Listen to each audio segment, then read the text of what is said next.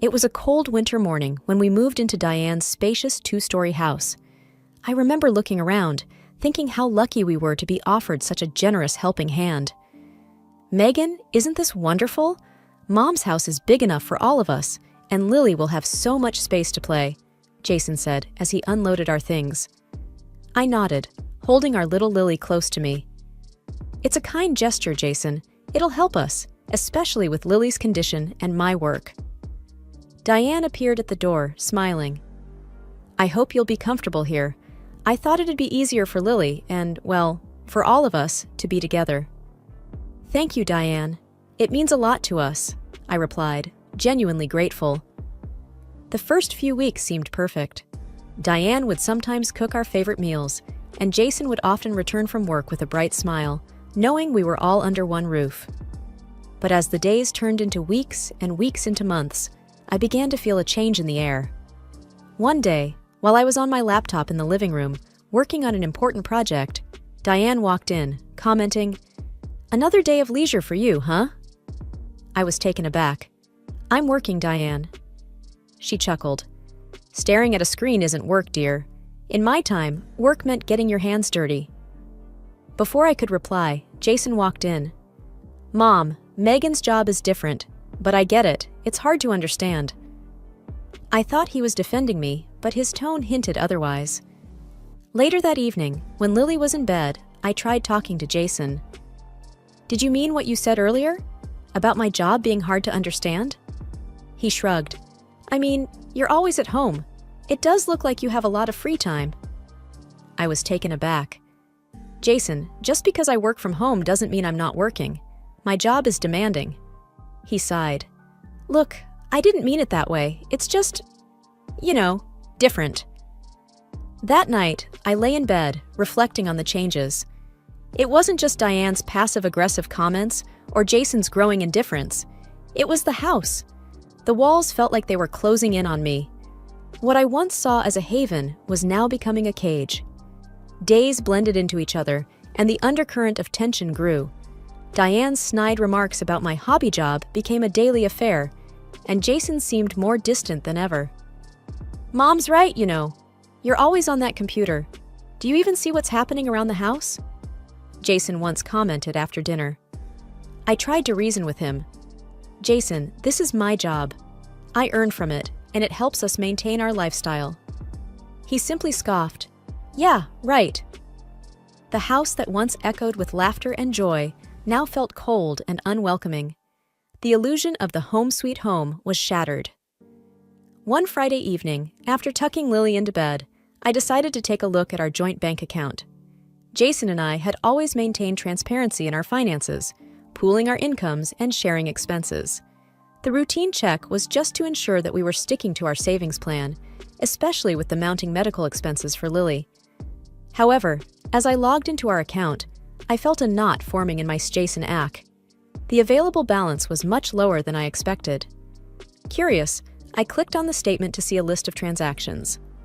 My eyes widened as I saw several large withdrawals for Party Central and numerous purchases from Shop on Couch Premium Package. I felt a mix of confusion and anger. Pulling out a notepad, I quickly jotted down the figures. Over the past few months, there had been a substantial drain on our savings, and none of it was for household expenses or Lily's medical needs. The next morning, I approached Jason. "We need to talk about our account." He looked up from his cereal. "What about it?" "We've been spending a lot more than we budgeted for. And what's this Party Central and Shop on Couch Premium Package?" I asked, showing him the figures I jotted down. "Oh, that," he replied nonchalantly. "The guys and I have been going out on Fridays. Just to relax and unwind. It's nothing big." "And the shopping channel?" I pressed on, trying to keep my voice steady. Diane, overhearing our conversation, stepped into the room. "Oh, that's just some stuff I ordered. I saw some nice things on TV." "But we can't afford these right now," I said, trying to reason with them. Diane snapped back. "It's just a few things, Megan. Why are you overreacting?" "I'm not overreacting," I retorted. "We have shared expenses, and we need to save for Lily's needs. We can't spend recklessly." Jason sighed. "Look, I need some time with my friends, And Mom likes those TV products. What's the big deal? It's not like you don't spend.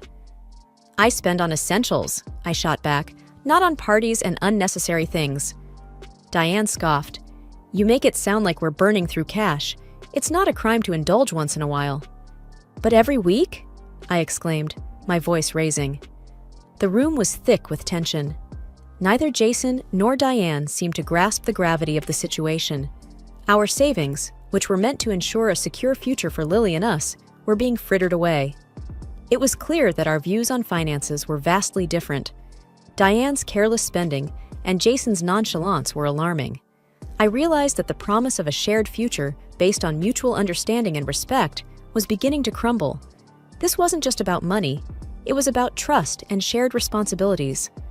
I walked away, feeling more isolated than ever. The reality of our situation was becoming clearer by the day, and the once harmonious house was now filled with discord and resentment. One evening after work, I decided to treat myself to something I hadn't done in a long time: shopping. I headed to a nearby boutique, and after browsing for a bit, I spotted a gorgeous dress. It was simple yet elegant, perfect for an upcoming work event. As I checked the price tag, I hesitated for a moment. It was slightly over my usual budget for clothing, but then I thought of the hard work I'd put in, the hours spent on projects, and the recent bonus I'd received. I deserved this. Feeling a sense of joy I hadn't felt in a while, I purchased the dress and headed home, excited to show Jason and hoping it would bridge the growing gap between us. However, my excitement quickly faded when I walked into the living room. Diane and Jason were sitting on the couch, engrossed in a TV show. I cleared my throat. Hey, look what I got for the work event next week. As I pulled out the dress, Diane's eyes immediately zeroed in on the price tag. That seems expensive, she remarked. It's a bit more than usual, but it's for a special event, I explained, hoping for some support from Jason. But Jason just looked at the dress and said, Did we really have the money for this? Feeling cornered, I replied, It's from my bonus. I thought it'd be okay. Diane scoffed. After making such a fuss about our expenses, you go and buy this? Jason chimed in. Mom's right. You lecture us about saving and then go on a shopping spree? It's just one dress, Jason, I exclaimed, my voice rising. I work hard too. Can't I treat myself once in a while? Diane's voice dripped with sarcasm. Sure, while the rest of us tighten our belts. The joy I had felt moments ago was now replaced with humiliation and anger. I couldn't believe that after all the reckless spending on their part, they were criticizing me for one purchase. I retreated to our room, clutching the dress, feeling more alone than ever.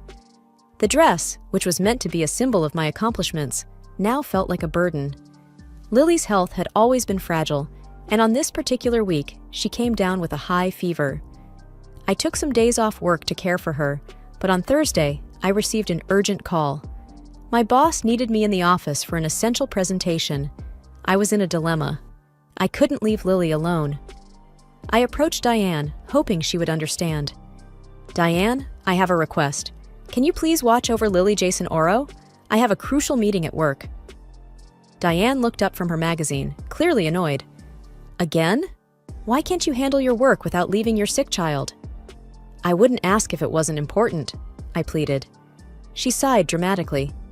Fine, but just this once. Relieved, I thanked her and went to inform Jason about the plan. Diane has agreed to watch Lily Jason Oro. Can you come home early just to make sure everything's okay?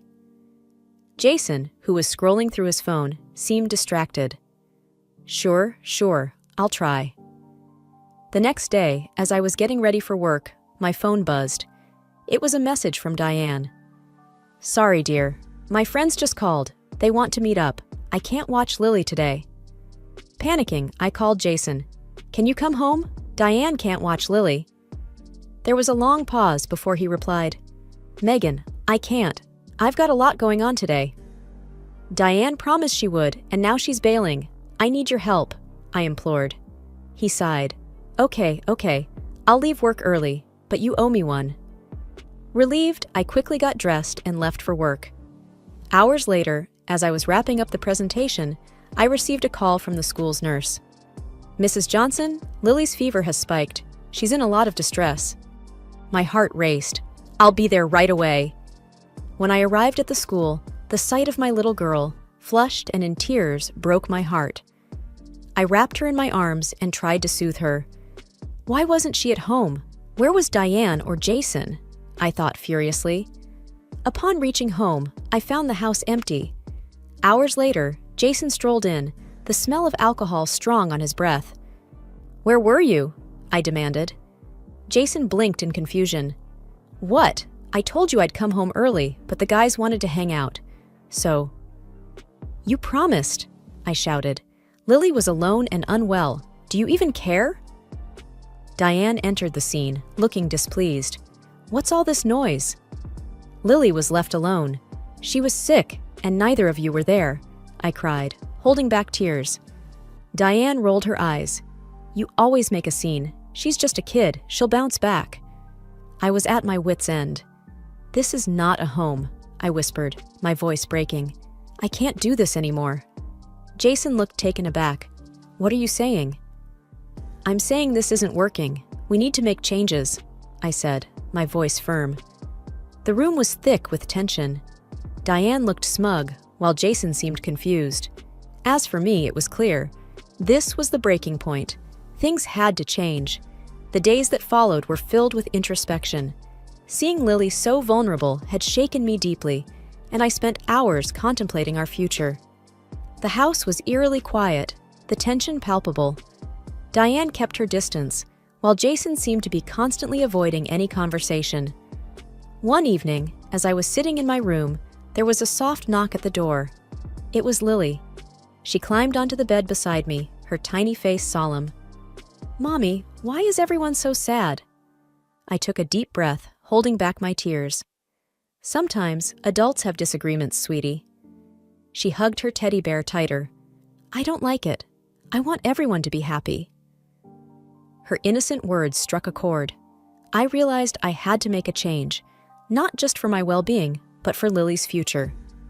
The next morning, I met with a lawyer to discuss the possibility of a divorce. As we spoke, it became evident that while the journey wouldn't be easy, it was necessary. A few days later, I mustered up the courage to talk to Jason. "We need to talk," I began, my voice shaking. He looked up from his laptop. "About?" "Us. This situation," I replied, motioning around the house. He sighed. "Not this again." I took a deep breath, trying to remain calm. "Jason, I've decided to file for divorce." He looked at me, stunned. "You're overreacting. We just hit a rough patch." "It's more than that," I replied, my voice firm. "I can't raise Lily in this environment. She deserves better." He looked away. "So you're just giving up on us?" "I'm choosing what's best for Lily and me." There was a long pause before he finally spoke. "Fine, if that's what you want." I nodded. "It's what's needed." The following week, as I was packing our belongings, Diane entered the room. She looked at the boxes and scoffed. "Running away?" I looked at her. "Starting fresh." She smirked. "You think you'll manage on your own?" "For Lily, I'll manage anything," I replied with determination. Diane just huffed and left the room. The day we moved out was emotional. The house that once held dreams and promises was now just a painful reminder of what was lost. As I locked the door for the last time, I looked back, a mix of sadness and hope in my heart. Lily held my hand. "It'll be okay, right, Mommy?" I smiled at her. "Yes, sweetie, we'll be just fine." Our new apartment was cozy and small, nestled in a quiet neighborhood. I remember the first night we moved in. Boxes were strewn everywhere, and I had just managed to set up Lily's bed. As we lay there, listening to the sounds of the city outside, she whispered, "I like it here, Mommy." I kissed her forehead. "Me too, sweetie. It's our new beginning." The next few weeks were busy. I juggled work and setting up our new home, making sure Lily felt settled and secure. My work colleagues were supportive, especially my boss, who often checked in to see how we were doing. One evening, as I was making dinner, there was a knock on the door. Opening it, I was met with the smiling face of our neighbor, Mrs. Patterson. A kind elderly lady, she held out a freshly baked pie. "Thought you two could use a warm welcome." I smiled, touched by her gesture. "Thank you, Mrs. Patterson. That's really sweet." She winked. "Just call me June. And anytime, dear." The community around us was warm and welcoming. Slowly, the shadows of our past began to fade as Lily and I got involved in various activities. Lily joined a dance class and made new friends, while I discovered a local book club where I met like-minded individuals. One evening, as Lily and I sat on our balcony, she looked up at me. "Mommy, do you think Daddy misses us?" The question took me by surprise. I sighed, choosing my words carefully. "I'm sure he does, in his own way." She nodded. "I sometimes miss the big house." I pulled her close. "But do you like it here?" She smiled. "Yes, I have new friends, and Mrs. Patterson gives me cookies." We both laughed. Life wasn't without its challenges. Managing finances, ensuring Lily's needs were met, and balancing work was tough. But I took each day as it came. I began to get a grip on our expenses, started saving, and even dabbled in some investments. My background in finance certainly came in handy. One day, I received a call from an old college friend, Mark. "Megan, it's been ages. How have you been?" We chatted for a while, catching up on old times. Mark was now part of a startup, and they were looking for investors. The project seemed promising, and after some thorough research, I decided to invest. To my surprise, the venture took off, and the returns were beyond my expectations. Suddenly, our financial situation changed for the better. But more than the money, it was the sense of accomplishment that meant the world. One evening, June invited us over for dinner. As we sat around her dining table, she looked at me with a twinkle in her eye. "You've done well, Megan. I admire your strength." I smiled. "Thank you, June. It's been a journey." She nodded. "And it's just the beginning." Looking at Lily, who was busy with her dessert, I realized she was right. We had faced our fair share of challenges, but we had also found our path. This was, indeed, a new beginning. A few months after my new beginning, life had found a rhythm, and every day felt like a blessing. Then, out of the blue, my phone buzzed with a name I hadn't seen in a while. Jason. "Hello, Jason," I greeted cautiously. "Megan." His voice sounded odd, a mix of false cheer and underlying desperation. "How have you been?" "I've been well, thanks. And you?" I asked, more out of politeness than genuine interest. There was a pause. "I've been thinking, Megan. Maybe we were too hasty in our decisions. What do you say about giving us another chance?" I was taken aback. "Why now?" He hesitated. "Well, I've heard things are going well for you financially. We could support each other, you know." The implication was clear. I remembered the joint account and how my earnings were treated as our money, while his wasteful expenditures were never discussed. I decided to play along. "How's Lily? Have you been keeping tabs on her health?" "Oh, she's your responsibility now, isn't she?" He replied dismissively, confirming my worst suspicions. "Look, Megan, Mom and I have had some bad luck. We've burned through our savings and have some debt." "So, you thought you'd return to the safety net you abandoned?" I replied coldly. He tried to laugh it off. "Oh, come on, Megan. Families stick together, right?" "Not when the family abandons one of their own," I retorted.